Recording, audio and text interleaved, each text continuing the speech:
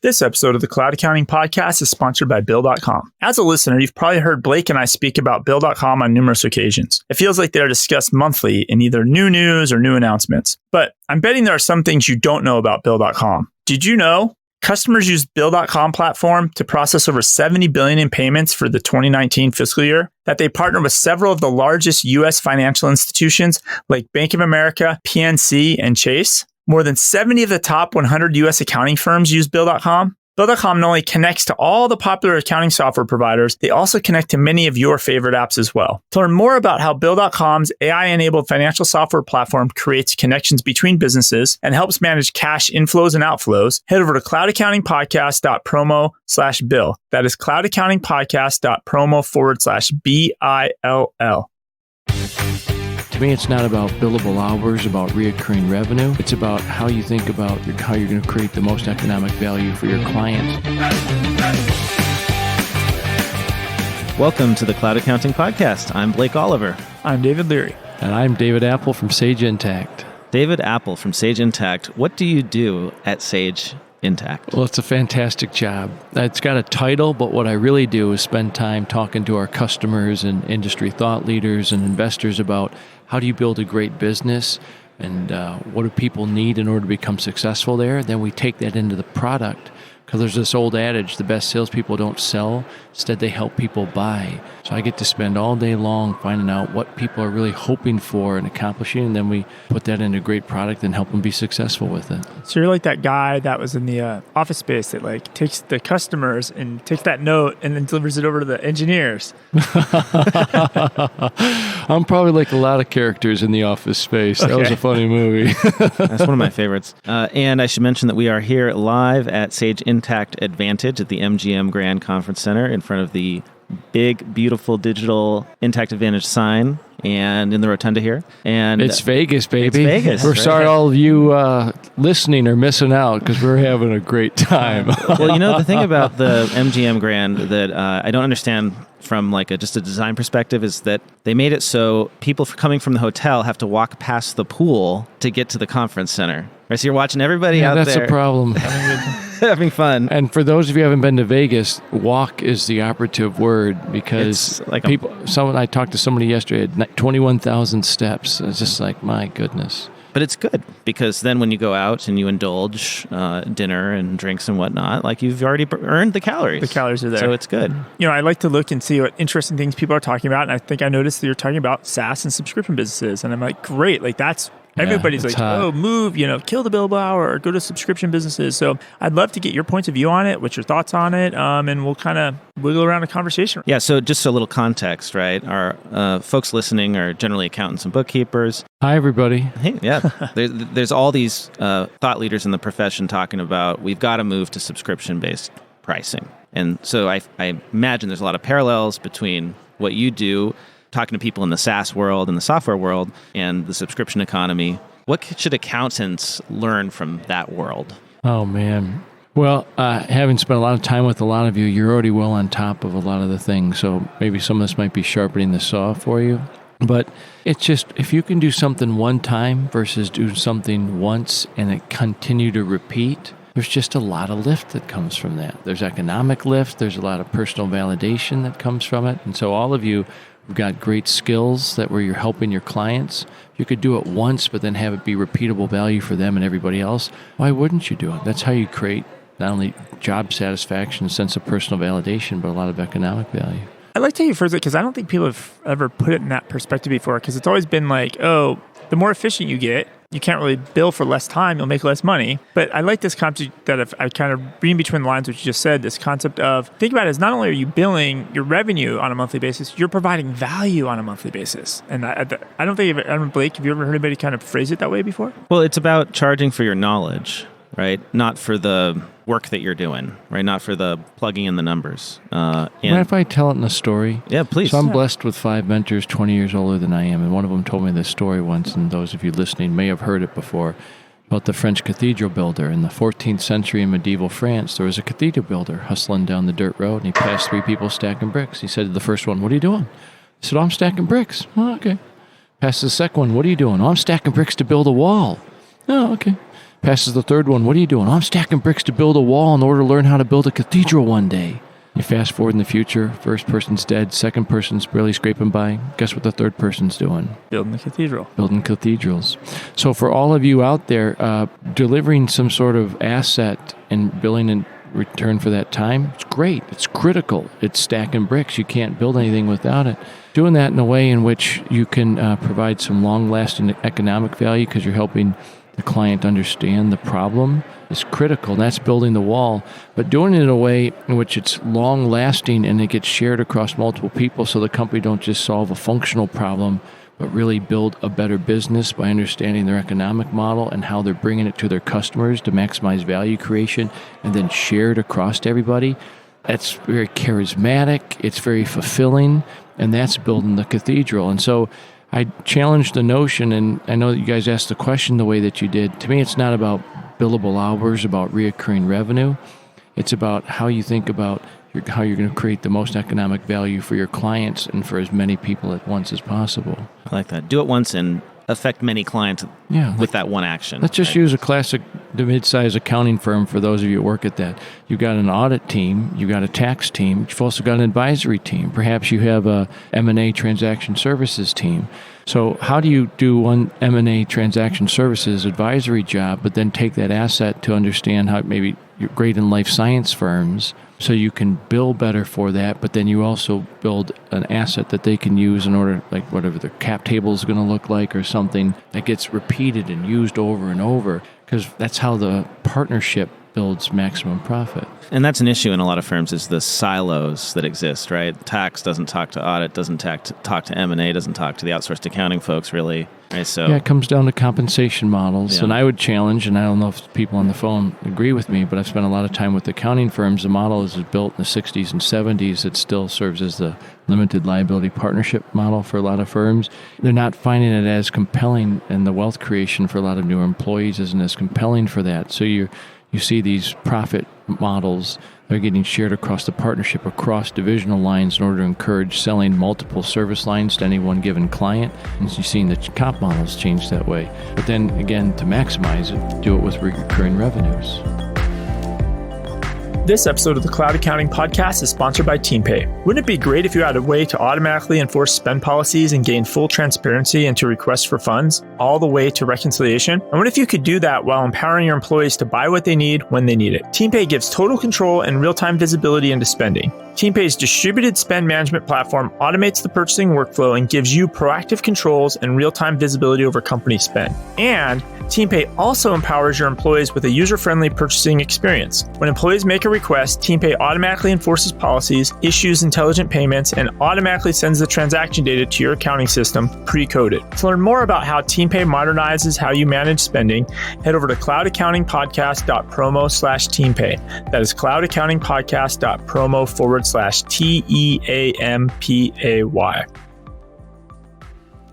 What are some of your favorite subscription businesses that you've seen out there? Us, Sage Intacct. If you don't already have a relationship with us, boom, go, call us. Call me right now. Operators are standing by. What's that hotline number? Yeah. But do it from the Cloud Accounting Podcast webpage so they get their traffic up. So lots of our listeners are familiar with the... I didn't answer his question. Oh, you didn't answer? You want to move over, Blake? Oh, no, I thought you were like pivoting away. No. Please, go ahead.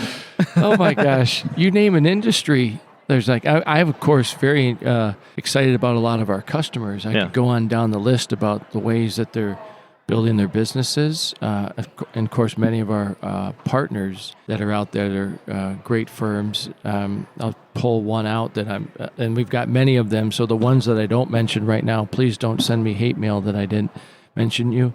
But I'm just going to pick one of Clifton Larson Allen. Fantastic firm. And some of the ways they built recurring revenue is, first off, they have an outsourced accounting platform, in which the shared service center gives some labor arbitrage. But then also they've built a very great practice in nonprofit with their Sage Intacct practice. So they've got a lot of intellectual property that they bring from not only deploying us, but then advising different sectors in the nonprofit industry with a lot of the competency that they have before. That's an example of one partnership. Let me just give an example. We're doing this at Sage Intacct Advantage, and in my industry keynote that we did yesterday, I had a firm come up called Acquia, and Acquia is a leader in Drupal deployments and marketing assets for how you really build big web pages. And they were challenged with how they're going to adapt their billing model in order to change, without getting too complicated, how the marketing department spend was going. And they put us in place and created some really innovative revenue billing models with a revenue model that worked for them. But doing both of those allowed them to, let me think about how to say this the right way, understand their cash flow and be able to forecast their cash flow because it was a reoccurring subscription model. And with that confidence, they had a competitor coming into one of their niche markets and trying to box them out. And they were able to accelerate funding and headcount and marketing to have a compete product to that, which fended off the firms, which got churn up and then customer lifetime value up. And that and many other things that they've done as a great culture. They just had $1 billion unicorn exit with an acquisition by Vista Equity. So there's Clifton Larson Allen as an accounting example. There's Acquia as a reoccurring revenue model example because they're able to think out head further on forecast and cash flow in order to make big business decisions. And there's a million examples like that. So for those not as familiar with what Sage Intacct is, I often hear it described as the second accounting system that a company will use. They'll graduate from something else, right? For small business. And so at what point, I'm an accountant advising my clients on what software to use. At what point have they gotten too big for that first solution? I'm thinking specifically for software and SaaS and whatnot. I mean, and again, to those of you listening, I'm trying to keep this very straightforward. We found a number of triggers that happen. People start off on QuickBooks or something like that. It's very simple. It's cash-based accounting. They're trying to get product market fit to design a product that customers are going to want. But then, knock on wood, that happens. And they get excited. And now they make a couple more finance hires. And like one of 3 triggers generally happens. 4 triggers, pardon me. First off, they hire somebody with great accounting and finance background, says, boy, we got to put the infrastructure in place to scale. That's straightforward. So you as the accountant, when you see those hires start coming in, let's go. So they got the controller, the VP finance. Second is when they have multiple entities that they need to consolidate. The third thing is some volume item happens, either a number of invoices or number of revenue schedules, and you just want to get out of doing it with elbow grease in Excel. And the models start breaking down, the spreadsheets start getting complicated. And fourth is you want to start being able to plan further, and you want to think ahead and not look backwards. So again, those of you listening right now, and you're advising your clients, look for one of those 4 triggers, and that's generally the transition point. That is super helpful. Because I myself, even though I live in the world of accounting technology, it's hard to know when something that's really fun and shiny and does a lot of things is appropriate, right? When do you make that move? Yeah, it's interesting to put it into a spreadsheet perspective. I remember a few years back talking to a QuickBooks customer at one time, and it was like, I had a spreadsheet with 50 tabs in it. And that's how we knew it's time to get off of that and move to a small accounting package. But then one of the customers today, I think at Sage Intacct in the keynote, it was ridiculous. They had 700 spreadsheets and 400 workbooks. I don't know. And thousands of tabs, right, in their spreadsheet. And it's just like the perspective is completely different, right? And like that's where you probably, if you're into hundreds and hundreds of workbooks, you probably need to jump up to something bigger. My father would say people change with pain. And it's only when the pain becomes unbearable do they make the change. But there's that class of buyers and there's other class who's been through it before and don't want to put themselves through that pain and do it proactively on the earlier side because an ounce of prevention is worth a pound of cure. When we started recording, I think you said something along the lines of the best salespeople don't sell, they help people buy. Yeah. What do you mean by that? Well, everybody's in sales, right? So everybody listening to this, right? It's because you're always trying to help make something happen. But I think sales has gotten a really bad rap, a bunch of schwarmy, like, hey. Used car salesman? Boy, I got a deal for you, right? That's not what happens. People create their own interests because they want to solve something in their lives, make something better, and then they go looking for answers in order to find it, and then you help them problem solve to see how they're really going to get there better. And so the trick really is to understand that Wayne Gretzky quote, skate to where the puck's going, where I spend a lot of my time, and in order to help people fulfill that. I hope, did that answer your question? I think so. I've seen this happening more and more because I'm on the marketing side of things a lot these days, where If you guys haven't seen some of Blake's marketing, you got to check it out. It is top notch. well, so I did a lot of CPE webinars the last 2 years, and I found that people really liked when we offered as much educational content as we could possibly stuff into our webinars. And instead of trying to stick the product in unnecessarily and really like sell that product, because a lot of times I think in webinars, it's a bait and switch, right? You sign up for the webinar and you end up just getting a product demo, right? Yep. And it's advertised. Are these your webinars? No. So the way I approached it was I'm a CPA and I want actual CPE. And I feel like if we're going to have this requirement to get 40 hours of CPE every year or whatever, right? Then we shouldn't just be checking the box, right? We should be actually getting meaningful content. So like I view that as my mission when I create CPE is like, it's not just checking the box for people, it's giving them, good informative content. And when you do that on the marketing side, when you actually just educate people and the product is just there to, as the platform, and you're teaching them something, and you're not giving them a demo, you're just teaching them something and you happen to be using whatever it is you sell, that sells itself, right? What's the providing value?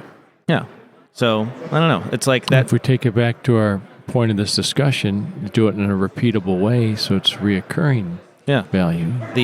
We never got down to the on-demand webinars, which I would love to be able to do them once. See, to oversimplify the world, most people go through 3 stages of when all of a sudden they have, oh my gosh, I have a problem stage. And then they're like, what are my options stage?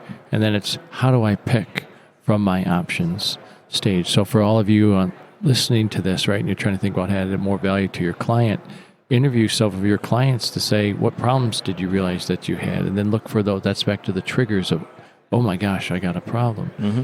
And then have the ideas through that next step of what are my options and how am I going to choose? Because all is a big word, most of you are independent and you're just trying to help your client find the best solution.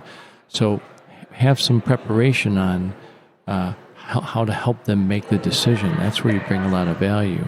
So talk to your clients. Listen to your clients. Listen to your clients. That's much better. Do you think, everything's changing in the subscription economy. Do you think there's going to be any point where it starts to tip to where there's subscription fatigue? And like, what I mean by that is like, I think I screwed up and I had my Amazon subscribe and save, and I got a bunch of stuff shipped to me that I really didn't need right then. And like, because I didn't have time to manage the subscription. It's almost like our subscription's actually causing me more headaches now. I don't know. Well, I hear this from folks who have, a dozen accounting and finance applications in their team now. They're like, whoa, my spend on software has suddenly jumped annually, right? I got 10 things I'm paying for, right? I used to be able to pay for one. Well, there's apps that have popped up now that will let you track all your SaaS prescriptions, and then they'll help you cancel them if you have too many. And that's just software SaaS. I'm getting razor blades, and like, at what point? You're talking about it on the consumer side. On all sides, I'm subscribed to like 500 things. It feels like it's hard to track. It really is. I'd slice that from one time from subscription instead of thinking about it of opt-out versus opt-in. And I'm a very big fan personally, and on the business side it's opt-in. So for those of you who don't know, opt-out means you're automatically committed and you have to say that you don't want it. It's like a privacy statement from your financial institution. Opt-in is it's not coming unless you choose, and then at that time of choice, be thoughtful. Well, speaking of subscriptions, and actually a company that's doing it right, I love Expensify's model because we've talked about this before on the show, I think, David. You can sign all of your employees up for their app, and you only pay for the ones that use it that month. Nifty. So you don't have to think about how many users do I have? Am I going to have to that's upgrade? Where a lot of my time goes is advising clients on what the potential billing models are. Yeah. And people sometimes spend too much time looking at their billing button and trying to pick which billing model to choose. But instead, you think about what business problem your client's trying to solve and then how they're likely to best solve that. Then you match your billing model to that decision-making process. And just to say one thing is back to the reoccurring revenue model. Once you solve that problem for them, then you can just keep driving reoccurring revenue time after time. Because in that example with Expensify, as word builds that this is, oh my gosh, a great way of doing expenses, then more people just sign up. And I think a firm owner could actually utilize that with trying to reassure their own clients, right? Like, hey, here's our base subscription fee, and we charge subscription for these other services. But if that month or that quarter you don't need that service, don't worry, you're not going to have to pay for it, right? And kind of have a scalable type subscription model. It makes sense. Yeah, because I think that's one of the big hesitation points for clients that you're trying to switch from an hourly to a subscription is they think, well, maybe I'll be better. Why are you trying to switch me? Like maybe I'll be better off if I just use you hourly. So I challenge the firm owners and leading partners at the firms to only try to solve problems that have lasting long-term need so that it's not going to happen because, any given accounting firm has many, many service lines, but a few are the big profit drivers. And the big profit drivers because of the biggest problems people want to have solved. So create your business model and culture to solve those problems.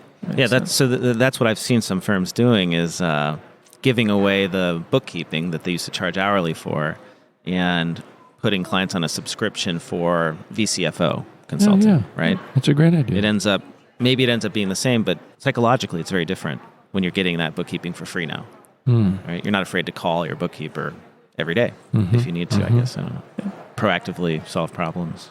So if people want to continue this conversation with you and track you down on the interwebs, how would they get a hold of you, Dave? Shoot me an invitation on LinkedIn, David Appel at Intacct. I'd love to get engaged. Just so it's spelled how? Oh, sorry. David and Appel is Appel. Looks like Appel. Je m'appelle Appel. So you and Tim Appel are no relation there. No. Okay. It's actually a pretty popular Danish last name. Yeah, interesting. Cool. Well, guys, I had a great time. Thank you very much. Thank you, guys. Bye.